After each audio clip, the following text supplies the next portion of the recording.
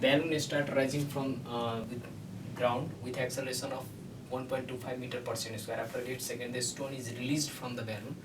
The stone will have the displacement of 50 meter, cover the distance of 40 meter in reaching the ground, reach the ground in 4 seconds, or begin to move down after being released भनेर छ। के भनेर छ यो कुनै balloon छ rising balloon भनेको hot air balloon भनौँ न र त्यो इनिसियली यहाँ थियो र माथि गइरहेछ कति एक्सेलरेसनले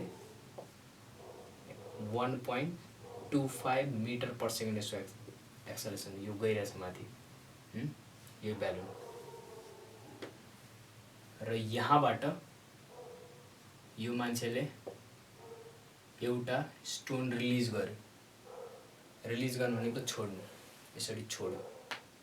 तर छोड्दा अहिले यसको कभर झरे जस्तो झरेन होला। किनकि म अहिले रेस्टमा छु, तर यो रेफरेन्स म जुन रेफरेन्समा बसेको छु, जुन घरमा बसेको छु त्यो अहिले रेस्टमा छ, तर यो रेफरेन्स मोसनमा थियो। त्यसैले यो स्टोन छोड्यो भनेदेखि यो स्टोन अलि माथि जाला। बसबाट हामी झड्यो भनेदेखि मुभिङ बसबाट झड्यो भनेदेखि हामी हल्का अगाडिसम्म जान्छौँ, किनकि हामी जुन रेफरेन्समा थियो त्यो non inertial frame of reference थियो, भनेको मुभिङ बस थियो। जुन फ्रेम अफ रेफरेन्स थियो त्यो मोसनमा थियो र त्यसको मोसन कारण त्यो बडी अगाडिसम्म गयो र यो स्टोन माथिसम्म जान्छ। यो यहाँदेखि यहाँ माथिसम्म गयो, 8 सेकेन्ड्समा गयो भनेर चाहिँ यो क्वेसनले 8 सेकेन्डमा टाइम पनि दिएको छ। त हामीलाई के फाइन्ड गर्नु छ कि डिस्प्लेसमेन्ट यो अप्सनमा दिइरहेको छ कि यो स्टोनको डिस्प्लेसमेन्ट, डिस्टेन्स र टाइम कति लाग्छ यहाँदेखि यहाँसम्म छोडेदेखि आउनसम्म। र अर्को कुरा चाहिँ यो स्टोन रिलिज गर्दाखेरि यो स्टोन बिगिन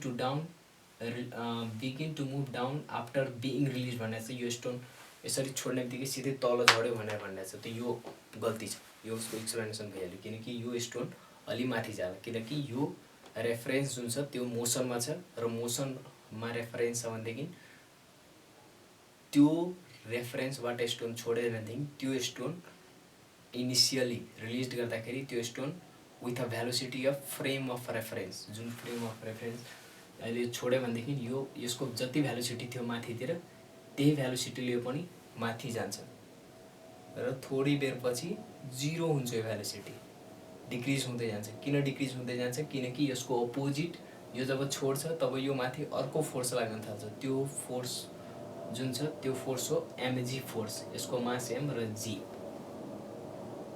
त्यो फोर्स अपोजिट डिरेक्सनमा लागिरहेछ। त्यसैले यसको भेलोसिटी फाइनली गएर 0 हुन्छ र फेरि त्यो फोर्स एक्ट गरि नै रहन्छ र त्यो फेरि स्टोन तल जान थाल्छ in the action of mg force. अब हेर्ने भनेदेखि अब यहाँदेखि यो कति डिस्प्लेसमेन्ट कभर गर्यो र स्टोन यो बेलुनले 8 सेकेन्डमा र कति भेलोसिटी रहेछ त्यो पहिले पत्ता लगाउनु। त कति डिस्प्लेसमेन्ट कभर गर्यो त्यो डिस्प्लेसमेन्ट चाहिँ S equal to ut plus half at square लगाउने भनेदेखि इनिसियली यसको भेलोसिटी 0 थियो, यो सब 0 हुने भयो, प्लस हाफ एक्सेलेरेसन जुन छ भनेको छ 1.25 छ र टाइम 8 सेकेन्ड पछि भनेर छ। त यो स्क्वायर गर्ने यो आउँछ 40 मिटर। त यो डिस्प्लेसमेन्ट जुन छ नि यो स्टोनको जुन डिस्प्लेसमेन्ट जुन छ यहाँदेखि यहाँसम्म, यो डिस्प्लेसमेन्ट यसको दिएको छ, यो 40 मिटर दिएको छ यो बेलुनको। अहिले स्टोनको कुरा नगर्नु, अहिले बेलुनको जुन कुरा हो, जुन हट एयर बेलुनको कुरा हो। र अब यसको भेलोसिटी कति होला?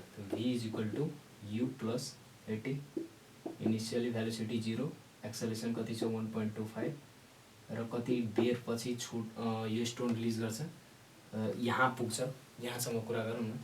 त यो छ 8 सेकेन्ड, त यो आउँछ 10 मिटर पर सेकेन्ड।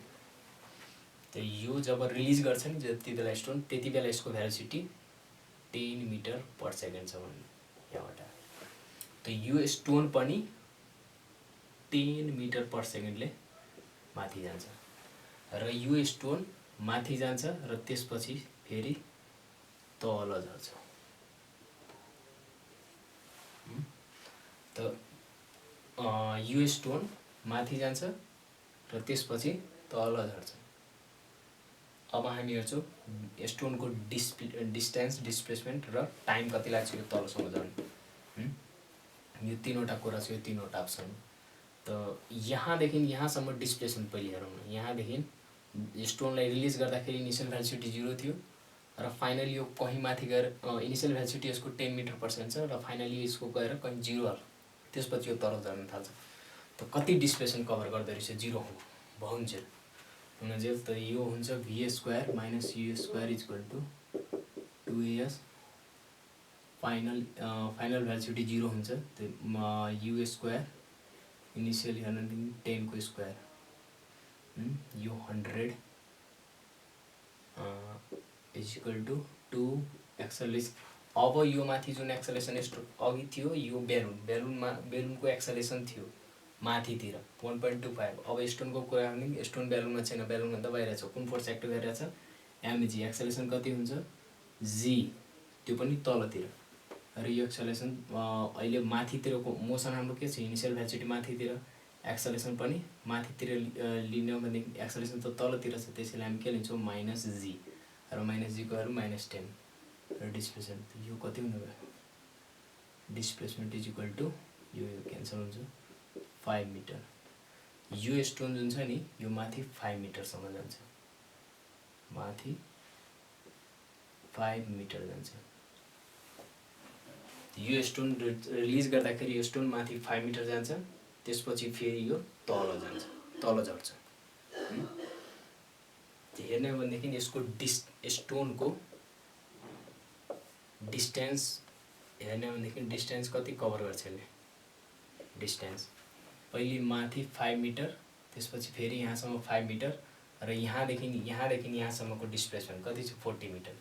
त यो 5 र त्यसपछि 40, 5 प्लस 40 भन्नु खोजेको 50 मिटर डिस्टेन्स कभर गर्छ। डिस्प्लेसमेन्ट जुन कभर गर्छ त्यो कति हुन्छ? डिस्प्लेसमेन्ट कति कभर गर्छ यो स्टोनले? त डिस्प्लेसमेन्ट कभर गर्छ इनिसियली कहाँ थियो र फाइनली कहाँ छ। त यसको डिस्प्लेसमेन्ट जुन हुन्छ इनिसियली यहाँ थियो र फाइनली यहाँ छ यो। त यसको डिस्प्लेसमेन्ट कति छ? यहाँदेखि यहाँसम्मको डिस्प्लेसमेन्ट, यहाँदेखि यहाँसम्मको डिस्टेन्स कति छ? 40 मिटर। त यो डिस्प्लेसमेन्ट हुने 40 मिटर। टाइम हेर्ने भनेदेखि इनिसियली यहाँ थियो र छोडिदियो, यो माथि गएर तल झऱ्यो। त सल्भ गरौँ। S is equal to ut plus half at square लगाएर S is equal to ut plus half at square. त इनिसियली जुन भेलोसिटी छ यसको माथितिर छ, हैन? भेलोसिटी इनिसियल भेलोसिटी यसको माथितिर छ, एक्सलेसन तलतिर छ। एक्सलेसन तलतिरको छ र डिस्प्लेसमेन्ट पनि तलतिर छ। इनिसियली यहाँ छ र फाइनली यहाँ छ। हामी यो माथिको तिरको लागि के लिन्छौँ? नेगेटिभ लिन्छौँ। द माथितिर नेगेटिभ हुन्छ। इनिसियल भेलोसिटी कति छ? 10 मिटर पर सेकेन्ड। स्टोन जब रिलिज गर्छ into T plus half acceleration, मैले तलतिरलाई पोजिटिभ लिएँ त्यसैले 10 र T square is equal to displacement तलतिर पोजिटिभ लिएँ, यो पोजिटिभ 40 हुने भयो। यो सब काट्ने हो भनेदेखि यो कति आउँछ? 4 is equal to minus T plus half T square, 2 ले मल्टिप्लाई गरिदिने 8 is equal to minus 2t plus T square. अनि कति हुने जान्छ? T square minus 2t minus 8 is equal to 0 लेख्न मिल्छ? यसलाई सल्भ गरिदियो भने यो आउँछ t माइनस 4 र t plus 2 is equal to 0 र यहाँबाट आउँछ t इज इक्वल टु 4 र t is equal to minus 2। Negative not possible. Time कति लाग्ने भयो? 4 सेकेन्ड। त टाइम जुन लाग्छ यो स्टोनलाई यहाँदेखि तल झर्नमा 4 सेकेन्ड लाग्छ। त यहाँ डिस्टेन्स भनेछ 40 मिटर, यहाँ कति भनेछ डिस्टेन्स, डिस्टेन्स हाम्रो 50 मिटर आयो, यहाँ कति भनेछ 40 मिटर, यो गलत। डिस्प्लेसमेन्ट भनेछ 50 मिटर, डिस्प्लेसमेन्ट हाम्रो आयो 40 मिटर, यो पनि गलत। Time to reach the ground 4 सेकेन्ड, time to reach the ground 4 सेकेन्ड। र यो भनेको बिगिन टु रिलिज झऱ्यो भने यो यसरी झर्दैन भनेछ, यो माथि जाला, यो स्टोन यसरी रिलिज गरे, यो हट एयर ब्यालुन माथि जाँदाखेरि यो स्टोन रिलिज गरिदिएको, यो हल्का माथि जान्छ स्टोन र त्यसपछि यो तल झर्छ। त्यसैले यो सिधै तल झर्दैन, यो हल्का माथि जान्छ, त्यति हो।